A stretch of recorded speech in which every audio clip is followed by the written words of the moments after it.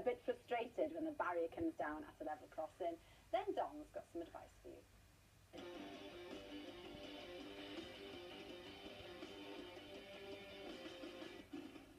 This is the moment a cyclist thought she could ignore the barriers at a level crossing. Sadly, it's far from the only time someone's diced with death trying to rush through crossings like these.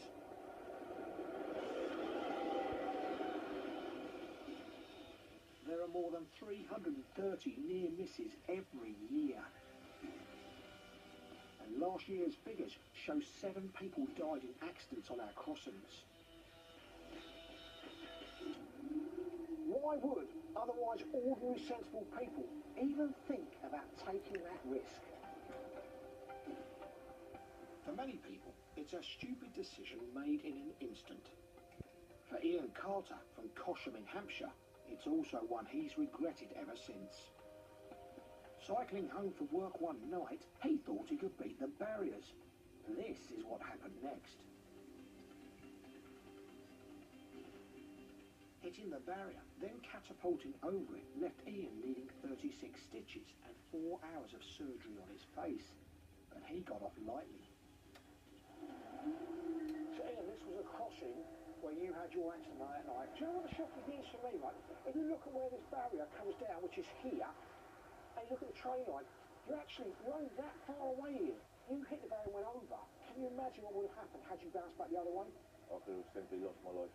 I could have been knocked unconscious, train come round the corner, and then run me over completely, and then that would have been the end of me. With permanent scars and a £5,000 fine, Ian's recklessness has cost him dearly. But do others realise the risks they're taking? Last year, more than 1,300 drivers were caught by police risking their lives on the lines. Today, British Transport Police are keeping an eye on a busy level crossing in Bedhampton, Hampshire. And they've brought along a high-tech surveillance van, kitted out with the latest cameras to help. Hi Graham. Hello Bill. There's just 15 of these vehicles covering more than 6,000 level crossings. But it's not long before we capture a driver's recklessness on camera.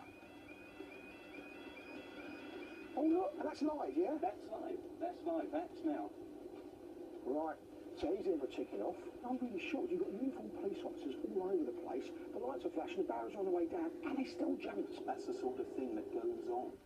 The driver tells police he's in a rush to get to work, but checks reveal he's driving without either a full licence or insurance, so his car's seized. It's scary to think that people are driving around without full licence. He left that really, really late, considerably late, and was very lucky that the train didn't come through and he wasn't seriously injured. And obviously without a licence, you probably didn't have enough experience on the road to be able to handle a situation like that if it got any worse. No, absolutely. The two things together make a terrible combination.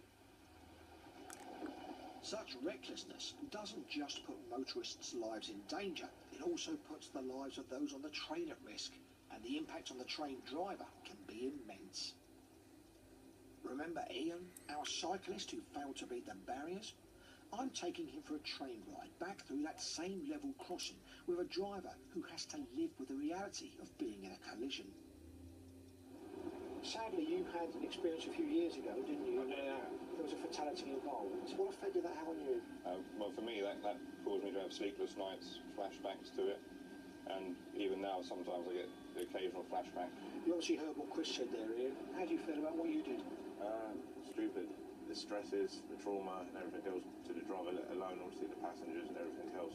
It does put everything as expected. Ian at least has learnt his lesson. He now visits local schools to raise awareness of the dangers and hopes to become a train driver himself. And to anyone who thinks the wait at a crossing is too long, I've got a simple warning. Come on people, don't play chicken with the barriers because it could end up costing you an awful lot more than just a fine. Thanks, Don. Some very close shaves there. Extraordinary footage, that. So scary, isn't it? Guy who lost his shoe when he ran over the train tracks. Unbelievable. Anyway, now Richard, you are quite a big part of our one-show preparation on a daily basis. Because, Okay. you know, with Pointless, we're always wanting us to get ready. We were watching you earlier on in Makeup